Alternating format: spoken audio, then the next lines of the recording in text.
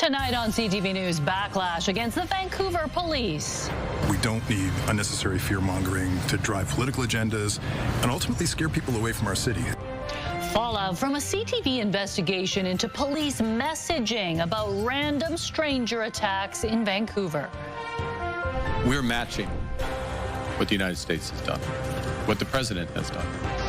Canada drops counter tariffs on some American products. Will the olive branch pave the way to trade peace? We've been waiting for this opening for a long time. Celebrating sockeye, anglers flock to a rare opening on the Fraser River. Why it's such a bumper year for BC's most prized fish.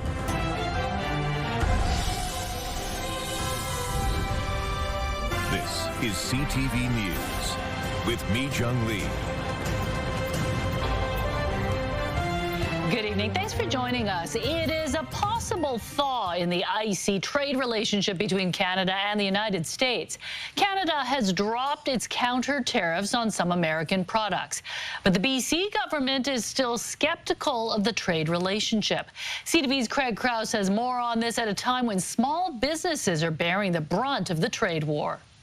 Just when you think Canada and the United States were heading toward divorce, the relationship has taken a turn. We will now match the United States by removing all of Canada's tariffs on U.S. goods specifically covered under CUSMA. A tariff rate on Canadian goods that Carney says is more than 10% below the international average. So let's be absolutely clear.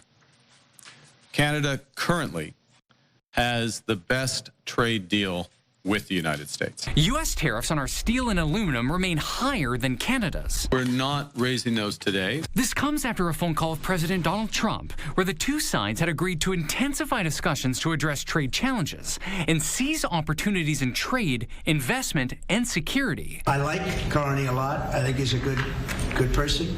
And we had a very good talk yesterday, so I think it'll be good. Not everyone is on board. The opposition leader firing back. Today we learned that it has been yet another capitulation and climb down by Mark Carney. His elbows have mysteriously gone missing. In BC, the reaction is mixed. Take a step back and try to all put out the olive branch. There seemed to be a lot of momentum to kind of unite the provinces. Something the BC government says it will continue to work on while building trade relationships elsewhere, as doubt remains with the White House. Using a hockey analogy, collecting the puck and regrouping, or it could be pulling the goalkeeper. And time will tell where this goes. At a time when a new survey shows 1 in 5 small businesses can't survive another 6 months under the current conditions, as 80% in BC rely on the American market. Small businesses are going to be forced to make some tough decisions, whether that's closing shop or laying off staff. And with today's announcement, will that make an impact?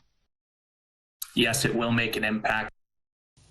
Craig Krause joins us now. Craig, the money made from the tariffs, where will that go? Well, Mi Jung, that's something that the business community is wondering as well. The Canadian Federation of Independent Business is calling on Ottawa to return the tariff revenue collected to small businesses after this turbulent year. Whether that happens, though, that remains unclear. Mi Jung? Thank you, Craig. Yeah. Turning now to more on a CTV News investigation into what Vancouver police said about stranger assaults in the lead up to the 2022 election. Police were citing numbers compiled a year earlier at the height of the pandemic.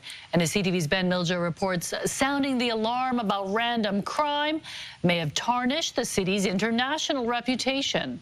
From the pandemic to the trade war, Vancouver's tourism industry has weathered a lot in recent years.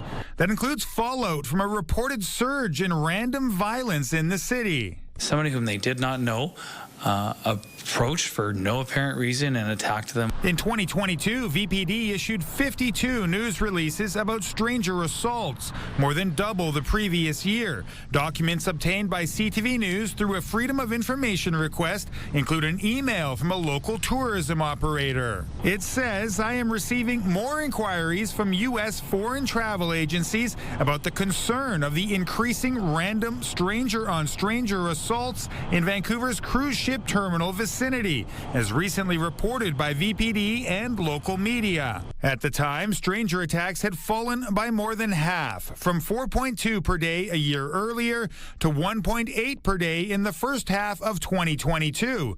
But VPD did not compile up-to-date stats until a year later. One stranger attack is too many, and obviously we want to ensure that public safety is paramount for everybody who visits and lives and works in Vancouver. But we want that information to be accurate. We don't need unnecessary fear-mongering to drive political agendas and ultimately scare people away from our city. As the VPD media blitz on stranger assaults was underway, the Vancouver Police Union took the unprecedented step of endorsing Mayor Ken Sim and ABC Vancouver in the election. The party had promised to hire 100 more police to get a handle on violent crime and street disorder. Opposition councillor Sean Orr worries about an erosion of public trust. You then get this concern that the police are now involved in politics and they want to drive an agenda, and whatever that agenda entails in terms of increasing their budgets or winning elections. The mayor's office declined an interview request. Ben Milcher joins us now. Ben, do we have any idea who was behind the VPD's focus on the issue of stranger assaults? Jung, some of the emails we obtained do give us a good idea. One from a patrol officer says he was told to, quote, notify the corner office regarding any random assault arrests. Deputy Chief Howard Chow's name also appears frequently in here, including in emails from the media unit with content they prepared regarding stranger attacks for Chow to post on social media. Mijang? All right, thanks for this, Ben.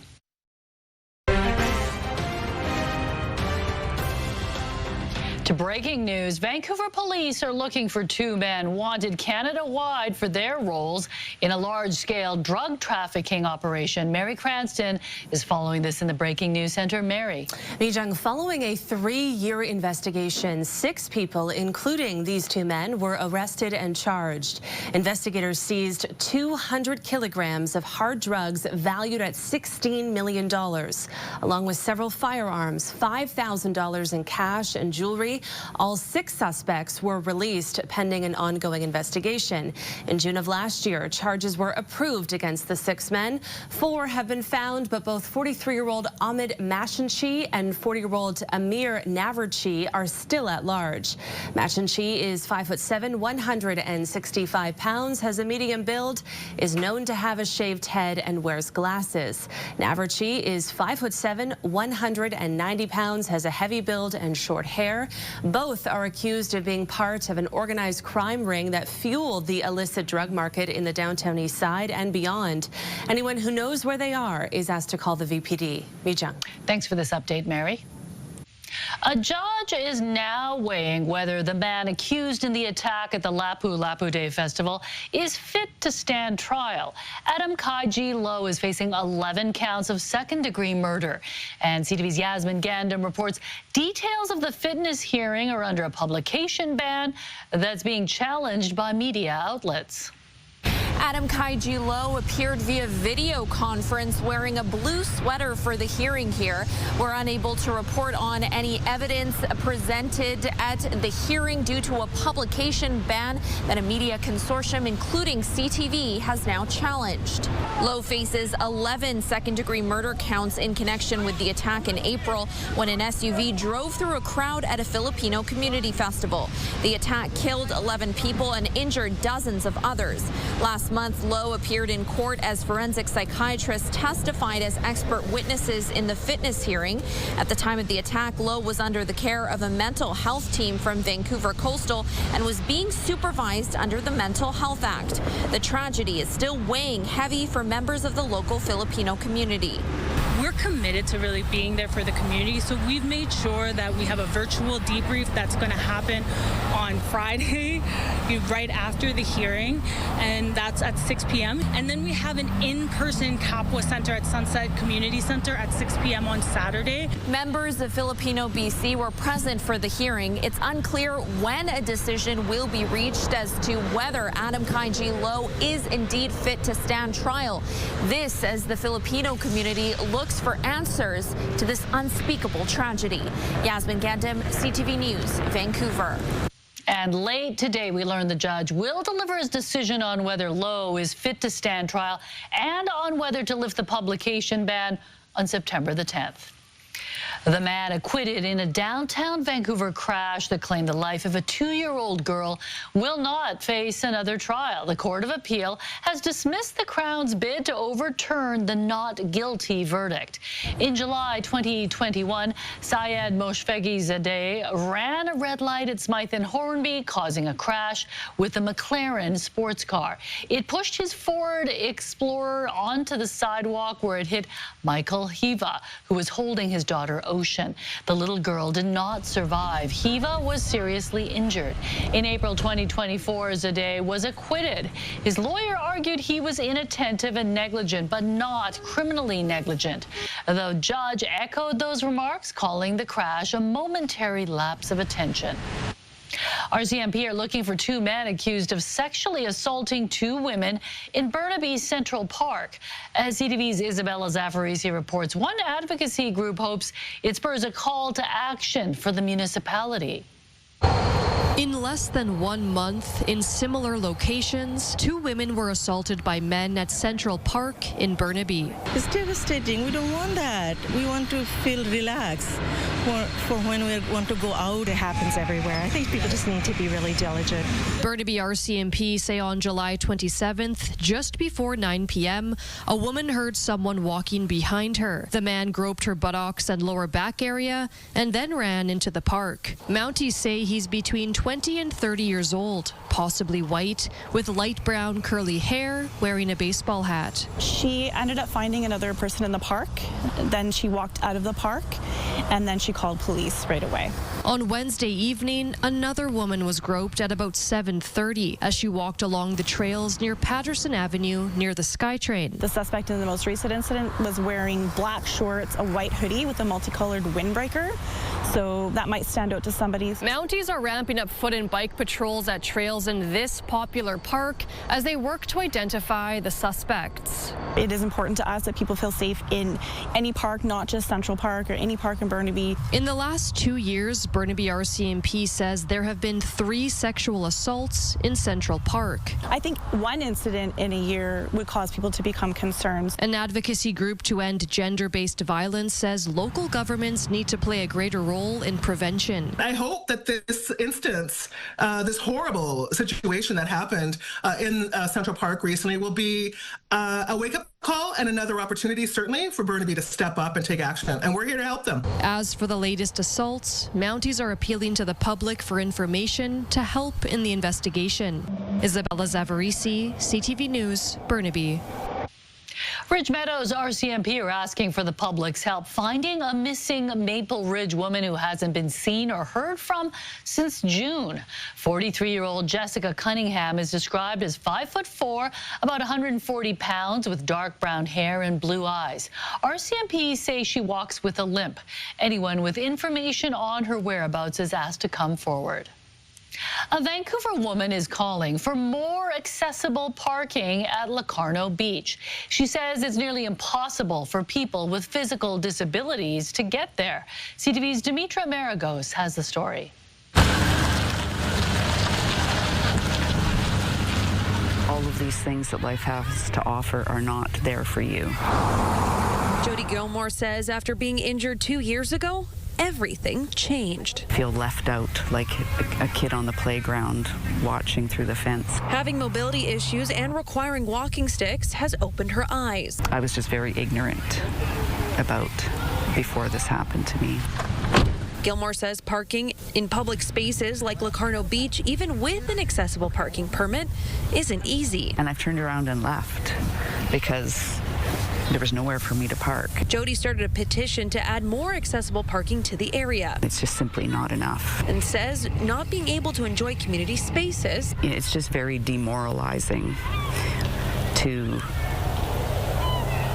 for there to not be a place for you just to live your life. CTV News reached out to Spark BC, which distributes these permits. They say there are currently 15,000 active permits, half of which will go out of circulation. But on average, they distribute 5,000 accessible parking passes a year. We asked the city about how many spaces are available. Across the city, there's hundreds, and they're all over the city. Alina Chang from the city of Vancouver says they are always looking for feedback. Where they go, where they're needed. And they try to follow through. For the most part, we put them in. No questions asked. Chang adds there is some accessible parking close to Locarno, on Trimble, Tolmi, and Spanish Bakes West. Spark BC also pointing out drivers with permits are also able to park in residential permitted areas. But the city's website paints a different picture. It says the closest accessible parking spot is here at Trimble and 5th. A few accessible parking spaces here and there won't cut it. Spencer Van Vlaten, the editor of BCDisability.com, says Gilmore's parking dilemma at Locarno isn't unique. These claims of accessibility when it's not true accessibility, where it's still shutting out a large portion of the community.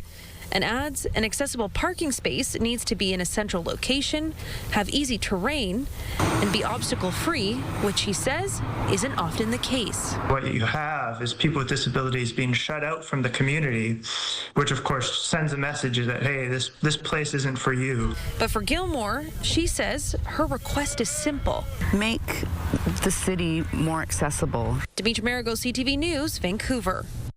How predators are using game platforms to groom and exploit children. Also ahead, the call for tech companies to make the problem take the problem more seriously. Please come and camp. Come and hang out with us. A beleaguered ostrich farm is calling on supporters to show up to keep the birds alive. What the farm will do now after a major legal blow, and CTV News continues. Ostrich Farm says the fight to save hundreds of its birds is not over, even after being dealt a major blow. Federal appeal court ruled this week that the Canadian Food Inspection Agency's order to kill the ostriches over an avian flu infection can go ahead as planned. CTV's Andrew Johnson now with the latest twist in the fate of the ostrich herd. The farm says it isn't out of options yet, and it's asking supporters to come camp out at the farm and protect the birds. These ostriches have been on death row for 8 months since an avian flu outbreak at the Universal Ostrich Farm last winter. The Canadian Food Inspection Agency ordered the surviving birds destroyed, but the owners have been fighting the Cull in courts. Now the farm has lost its federal appeal. The CFIA now has the legal green light. We are essentially just sitting open ducks in a field. A field the farm wants filled with supporters in case the CFIA shows up before its lawyer can file for an emergency order to again stall the Cull. Please come and camp.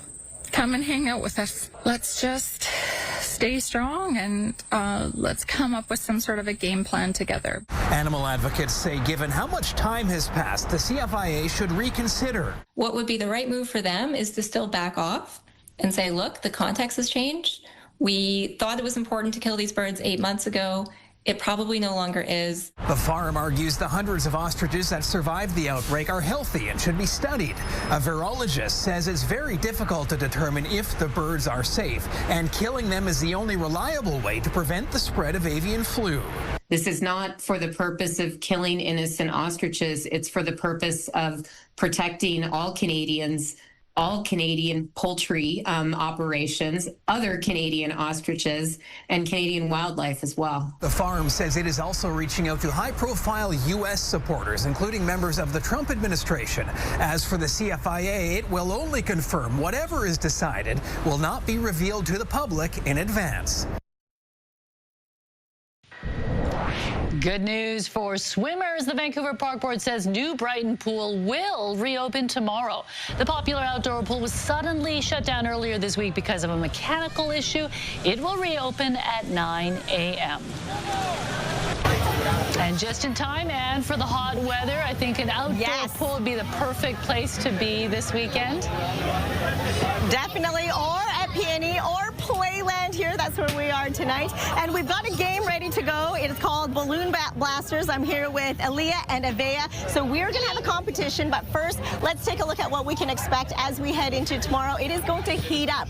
Inland temperatures reach 35 degrees. Near the water, we're looking at 27, so make sure you slap on that sunscreen.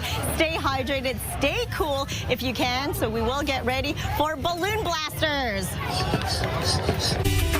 CTV Weather brought to you by Expedia Cruises. Explore the endless possibilities at one of our 36 BC locations. Learn more at expediacruises.ca.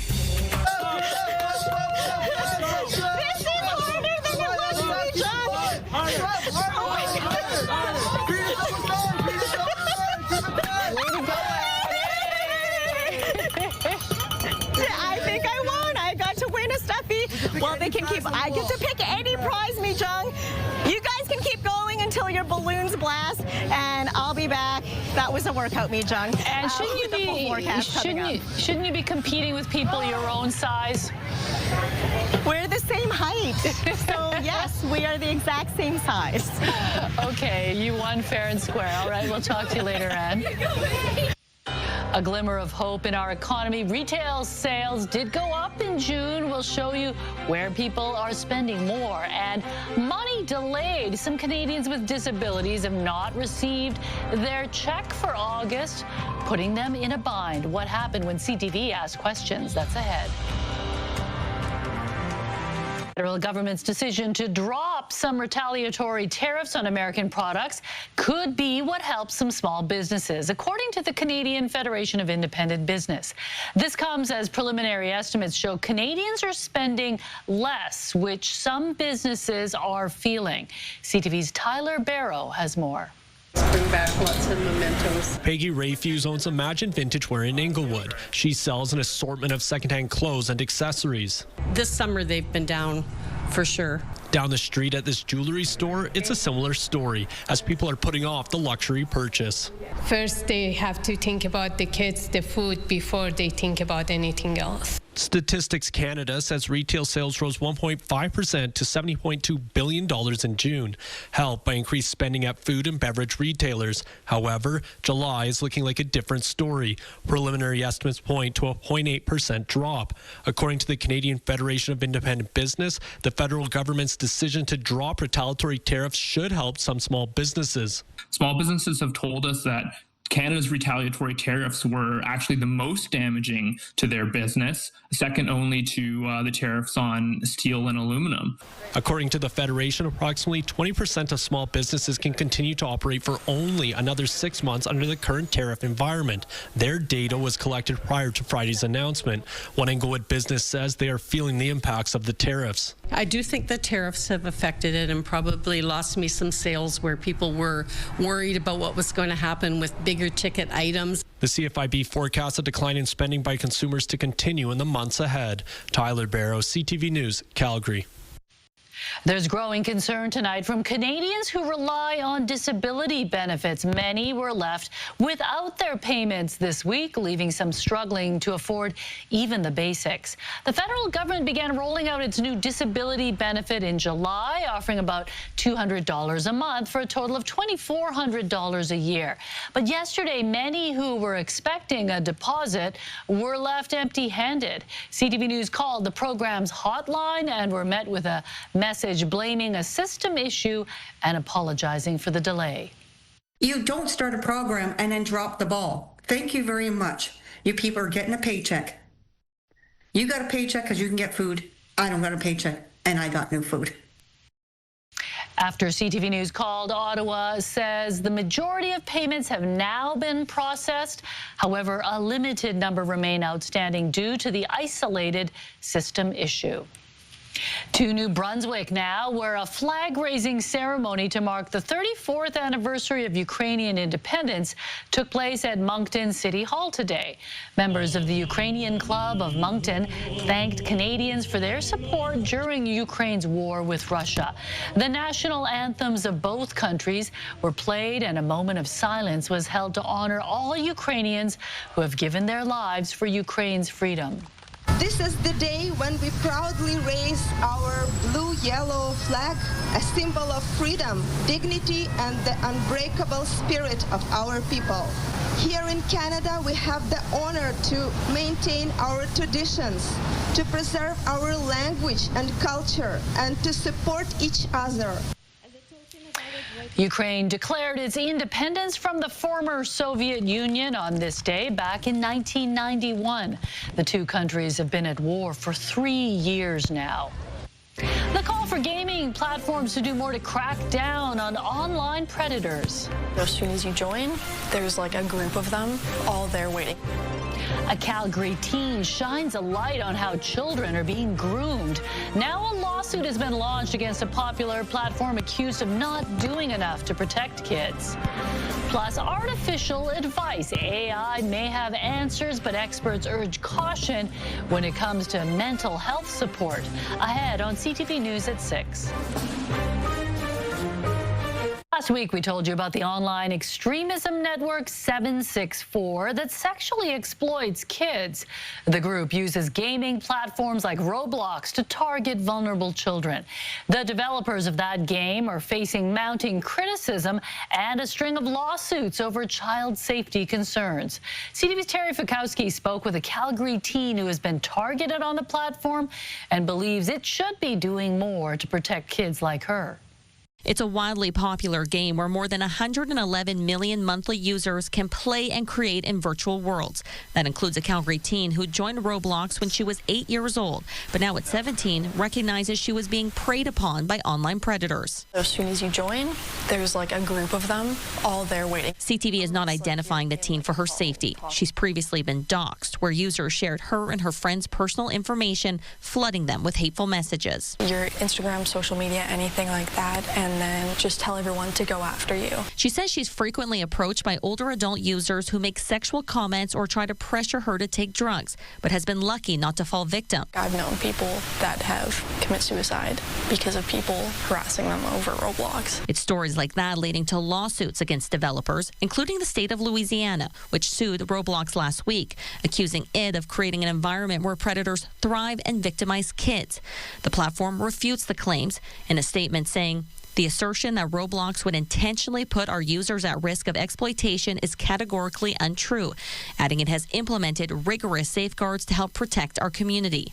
But many tech experts believe developers could be doing more. Platforms that make money off children ought to spend money on protecting children. They have a moral responsibility to have a security department that's watching for the bad stuff and shutting it down, because they can shut it down. The Canadian Centre for Child Protection says it's seeing an increase in reports involving Roblox, with more than 130 this year alone. This is still the tip of the iceberg. There are often very many cases that are going unreported where kids are being contacted by those that are seeking to offend against them. Corporal Heather Bangle with Southern Alberta's Internet Child Exploitation Unit says if your kids are online, they need to know the risks. Wherever there's kids, there's predators. It is more about educating them about how to stay safe online. For the Calgary teen, the damage has been done, but she hopes speaking out will spark change. I just think that Roblox really needs to change its policies and do better. Terry Fikowski, CTV News, Calgary. A New Brunswick mother is sounding the alarm after her daughter died by suicide. Just hours before her death, she turned to ChatGPT for relationship advice. Those messages still haunting her loved ones. She knew you were in crisis. She knew you were suicidal. And instead of showing up in any real way, she vanished and came back with a weak "I miss you." That's not care. When I read that, that blew me away. Christy Carrier's 24-year-old daughter, Alice, had struggled with mental health for years. She says she was shocked to discover her daughter's final plea for help wasn't to a friend or family member, but to an AI chatbot. Experts warn that it's just one example in what's becoming a growing trend among young people. We tend to think, because they're called artificial intelligence, and there's no intelligence there at all, we think that they do have intelligence. So the danger is we think that when they are responding to us, when they're engaging with us, that there's actually some thinking going on, that there's some reasoning happening, and that's not happening at all. Carrier wants other parents to be aware of the dangers around AI and hopes sharing her daughter's story will encourage others in crisis to reach out to safe supports like Kids Help Phone. Also, if you or someone you know needs help, the Suicide Crisis Helpline is available 24 hours a day.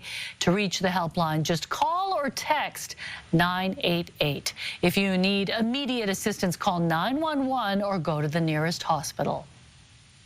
Some good news on Pacific salmon. It's expected to be the biggest return in years, and anglers are wasting no time in casting their lines for sockeye.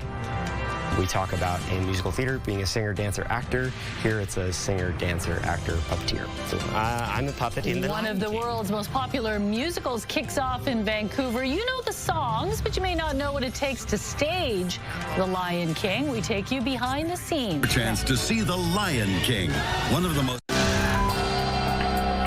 Taking a look at today's markets, the Canadian dollar was up, trading at 72 cents U.S. Oil gained 14 cents, closing the day at $63.66 U.S. a barrel. Gold jumped by nearly $37 on the day. The TSX ended the day higher, up 277 points, while the Dow Jones also jumped on the day, gaining 846 points. A major deal in the energy sector to tell you about now, involving two Alberta-based companies. Cenovus Energy has signed a cash and stock deal to buy MEG Energy. It values the company at $7.9 billion. Both are leading oil sands producers, together producing more than 720,000 barrels per day. The deal needs to be approved by a 2/3 majority vote by MEG shareholders. That's expected to happen in October. Can you feel the love tonight? You're not imagining it. Disney's The Lion King musical is back in Vancouver.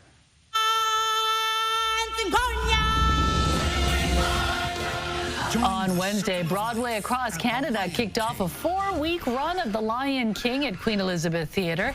Today, we got a look behind the scenes of the company's big season-ending production. One cast member believes the show is so loved because it resonates with all sorts of audiences. I'm a puppet in The Lion King, operated by the brilliant Nick Lemedica, right back there. Just as we have this massive variety of humans and animals that come together to tell this story, there are so many different moments in the show and ideas and topics and philosophies in the show that really can appeal to you at any point in your life. Join the 6-time Tony-winning musical has been seen by more than 100 million people worldwide. This run at Queen Elizabeth Theatre will include 32 performances with tickets starting around $112. Okay, another entertaining show happening at the PNE. There's Anne in the bumper cars trying to multitask, driving and talking about weather at the same time. Yes, exactly. And the problem here is, John, I don't know how to reverse, so this is going to be very entertaining. So let's talk about our forecast. We're going to see a ridge of high pressure, and that is going to continue to strengthen and heat things up. So just a reminder to leave your pets and kids at home, because we'll see highs to 35 degrees inland, and within 10 minutes, that's going to mean temperatures are going to exceed 42 degrees. So what we can expect as we head into tomorrow, a mix of sun and cloud for the North Island. For Port Hardy, 20 degrees, 29 for Campbell River and Comox, under sunny skies. And South Island, blue skies and sunshine. It looks like I'm stuck here. You'll see temperatures in the low 20s, high 20s to the low 30s. Sunny skies and 28 for the Sunshine Coast. Hotter up the Sea to Sky Highway. Temperatures in the low 30s. And then for us across the Lower Mainland, we're looking at 27 degrees near the water, 35 degrees inland. Warm as well for Sunday. We're stuck here. 34 degrees inland, and you're looking at temperatures in the low 30s for Monday, Tuesday, Wednesday, and Thursday for inland temperatures. Near the water, 25 to 27. That's what we can expect. And then on Friday, a little bit cooler, back to seasonal temperatures at 20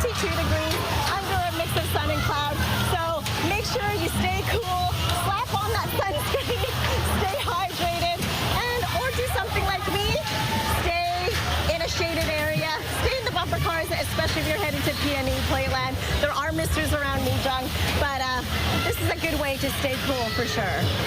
Well, I think some drivers are targeting you, Anne, so they can be on television. Yeah, I think so too. Somehow they figured it all out. Well, you did a great job, and it's going to be a toasty one. Thanks a lot, Anne. Christmas has come early for BC's fishing community. The Fraser River is seeing extraordinary numbers of sockeye salmon, and for the first time in years, the federal government is letting recreational anglers cast their lines. CTV's Kevin Chirac reports from the Fraser near Chilliwack. Anglers line the shore of Harrison Bar. Oh, there you go. Catching fish. Man's got to eat. After fish.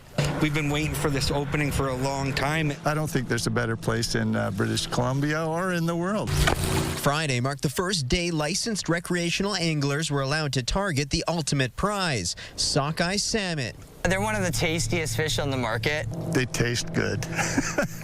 The joint Canada-U.S. Salmon Commission now projects a sockeye run on the Fraser of more than 9 million fish, the biggest return since 2018. And that's good news for local guide Jason Gemperly. Our emails and phones have been just ringing off the hooks. Like I said, I just booked out my entire next week. But there are rules. By law, the anglers can catch a maximum of 2 sockeye per day, and by late morning, most had reached that legal limit. Conservation groups support the opening, but urge caution.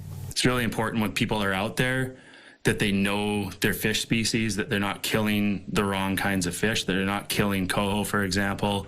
They're not dragging fish up on the beach before they can identify the fish, and that we have fishery officers out there enforcing the regulations. Experts say cooler ocean temperatures are helping sockeye thrive, one reason behind this year's surge. It also marks the first time in 3 years recreational restrictions on the species have been lifted. There's a lot of fish in the water, and they shouldn't restrict it for as long as what they have.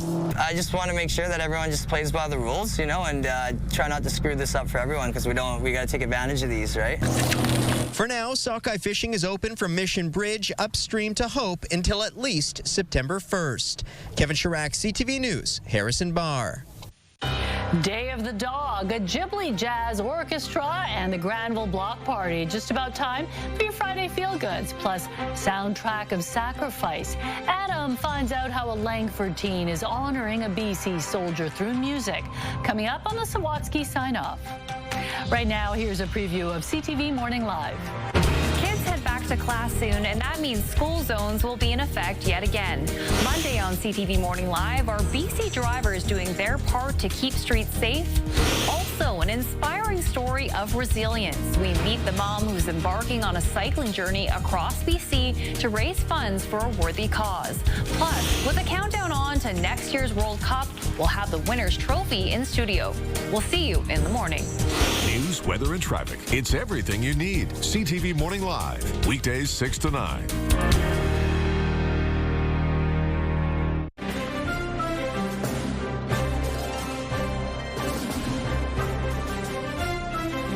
Canada's already secured a spot in next year's World Cup since we are one of the host countries. But who will we be playing? That is still a mystery. But today, at least, we found out December 5th is when we'll learn who our 3 opponents will be and what group we'll be in. The date for the draw at the Kennedy Center in Washington, D.C. was announced today. Vancouver will host 7 matches at BC Place, including 2 opening round Canada matches. A 15-year-old from Calgary is making a name for herself at the Canadian Open in Mississauga. Aphrodite Dang was tied for second yesterday. Pretty impressive, considering it is her first LPGA tournament. She is now at 3 under after the second round of play, 6 strokes behind the leader. Brooke Henderson is the top Canadian at 5 under. Meanwhile, Victoria Mboko enters the U.S. Open as the top-ranked Canadian. The 18-year-old from the Toronto area will face 2-time Grand Slam winner Barbara Krejcikova in the opening round of the tournament, which begins on Sunday. Mboko is coming off her first WTA tournament victory at the National Bank Open in Montreal. Soccer. Yeah, that was so exciting when she won. A lot of pressure on her. She's only 18, but fingers crossed for her. Good for her. Okay, well, it's time for Friday Feel Goods, a weekly roundup of unique events happening in Metro Vancouver. Here are 3 things worth checking out.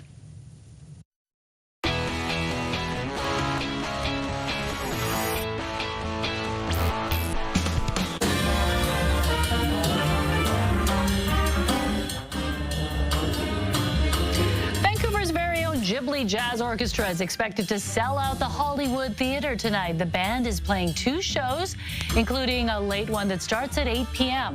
The 18-piece ensemble is dedicated to performing the music of the studio behind movies like My Neighbor Totoro and Spirited Away. Love those movies. Grab your best friend and head to Yaletown this Sunday for the Day of the Dog. Billed as the largest dog festival in North America, this free event turns Mainland Street into a pet-friendly party featuring a massive pool, a puppy photo booth, and dog yoga. There will be races for all sorts of breeds, including bulldogs, wiener dogs, corgis, and doodles. That looks like a lot of fun. Yeah, that looks really sweet. Happy chaos in Yaletown this weekend. Okay, there will also be a massive street party in the heart of downtown this weekend. The 3rd annual Granville Block Party is happening Saturday and Sunday from 1 to 7 p.m. with 4 different stages and a kids zone. This free event promises fun for the whole family, and you'll be able to stay fueled on local eats and drinks while exploring outdoor markets and playing lawn games. Do you think Lily's too young for that festival? Yeah, we took her to Catalano and it didn't go well. Too chaotic? Couple more years, yeah. Okay, if you have any events you'd like us to highlight, email your tips to CTV Feelgoods at ctv.ca. And just before we get to the Sawatsky sign-off, Mary, what's coming up tonight on the late news? We have a story out in Richmond. Young police are warning the public to be on guard for rental deposit scams after receiving 5 reports from victims in less than 2 months. Police say the victims were asked to pay a deposit via e-transfer. After they transferred the funds, the victims realized the properties were not actually available for rent. We'll have more at 11:30. Yeah, there are so many of those rental scams. You really have to be cautious. It's really sad. Okay, thanks, Mary. Finally, Adam introduces us to a Langford teen who is using music to honor the sacrifice of a young BC soldier. It's a story of talent and a commitment to keep the memory of Canada's war heroes alive. On tonight's Encore Sawatsky sign-off. Around the time Liam Ray was creating unique characters out of Lego, he'd started fooling around on the piano. If I had a piano in my house, that may as well play it. So, when he wasn't practicing football with his friends, Liam started taking virtual piano lessons with Emily Armour. As a teacher, I'm always doing themed activities with the students. And as also being the founder of the nonprofit Music for Veterans Project, Emily invited Liam to recognize the 80th anniversary of D-Day by composing music to honor one of the Canadian soldiers who was there. Our mission as an organization is to make sure veterans and people in the armed forces feel seen and valued. After doing a lot of research, Emily presented 16-year-old Liam with information about 18-year-old Private Ronald Cameron. That was astonishing, really. I mean, I couldn't imagine going to war in 2 years. Well, none of us could imagine how it felt that day in France when Ronald stormed Juno Beach as part of the first assault wave. Liam could connect with the love the young soldier felt for his grandma, who Ronald had selected as his next of kin. It's like an emotional puzzle. Like you have to piece together this person's life. Over the next 10 days, Liam turned facts on a page into notes on paper, and with guidance from Emily, composed Ballad for a Grandmother. Did a fabulous job, a very empathic and beautiful piece.